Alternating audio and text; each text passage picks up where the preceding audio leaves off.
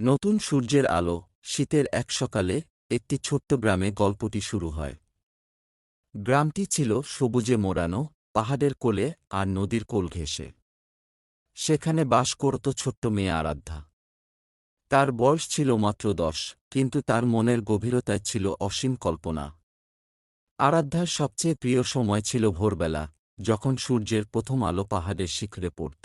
আরাধ্যার বাবা মা ছিলেন চাষি। তাদের দিন কাটত মাঠে কাজ করে।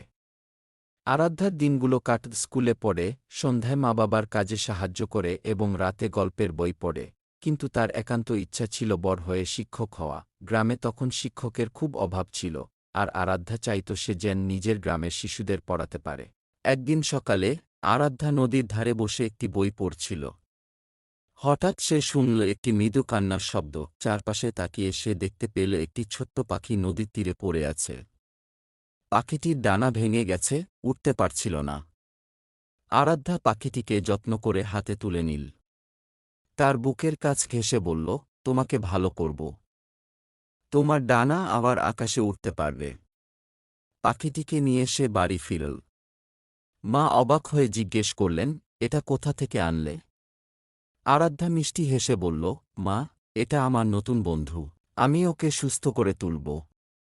মা মেয়ের এই কথোপকথন দেখে বাবা বললেন, দেখি কি করা যায়। এরপর আরাধ্যা প্রতিদিন পাখিটিকে যত্ন করতে লাগল। নিজে টিফিন থেকে খাবার এনে খাওয়াত, জল দিত।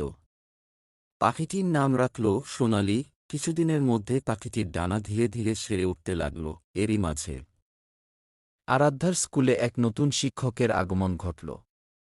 তার নাম ছিল আকাশ স্যার। আকাশ স্যার ছিলেন খুব মেধাবী এবং বন্ধুত্বপূর্ণ। তিনি শিশুদের পড়ানোর পাশাপাশি তাদের স্বপ্ন দেখতে শেখাতেন। একদিন তিনি আরাধ্যাকে জিজ্ঞেস করলেন, তুমি বড় হয়ে কি হতে চাও?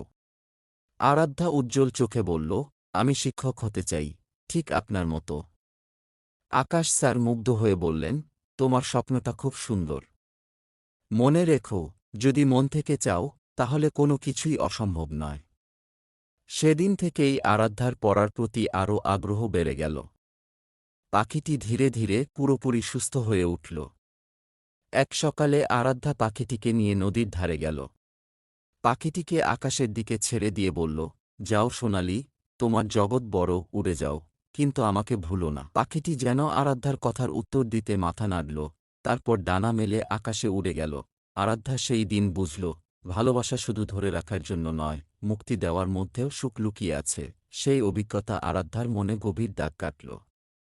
সময় গড়াল। বছর কয়েক পর আরাধ্যা নিজের পড়াশোনা শেষ করে গ্রামে ফিরে এল। গ্রামের প্রথম শিক্ষিকা হিসেবে তার পরিচিতি হল। তার প্রথম দিন ক্লাসে গিয়ে সে বলল, তোমরা যা হতে চাও সেই স্বপ্ন দেখো। কঠোর পরিশ্রম করো, আর বিশ্বাস রেখো, তোমরাও একদিন উড়ে যেতে পারবে ঠিক সোনালির মতো। গ্রামের শিশুরা তার কথা শুনে হাসল। আরাধ্যা জানত সে শুধু শিক্ষক নয়। তার জ্ঞান আর ভালোবাসা দিয়ে সে তার গ্রামের অন্ধকার দূর করে নতুন ভবিষ্যৎ গড়ে তুলবে। শেষ গল্পটি থেকে আমরা কয়েকটি গুরুত্বপূর্ণ শিক্ষা নিতে পারি। ১. ভালোবাসা এবং সহানুভূতি।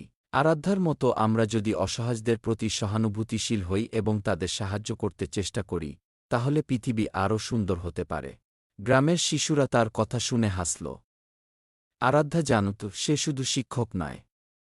তার জ্ঞান আর ভালোবাসা দিয়ে সে তার গ্রামের অন্ধকার দূর করে নতুন ভবিষ্যৎ গড়ে তুলবে। শেষ গল্পটি থেকে আমরা কয়েকটি গুরুত্বপূর্ণ শিক্ষা নিতে পারি। ১. ভালোবাসা এবং সহানুভূতি।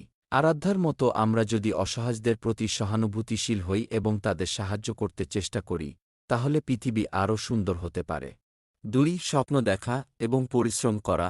জীবনে বড় কিছু অর্জন করতে হলে স্বপ্ন দেখা এবং সেই স্বপ্ন পূরণে কঠোর পরিশ্রম করার প্রয়োজন। ৩. মুক্তি এবং ত্যাগের সৌন্দর্য। ভালোবাসা শুধু ধরে রাখার মধ্যে সীমাবদ্ধ নয়, বরং কারও ভালো করার জন্য তাকে মুক্তি দেওয়ার মধ্যেও সুখ লুকিয়ে আছে। বন্ধুরা, আমাদের চ্যানেলটিকে লাইক ও সাবস্ক্রাইব করে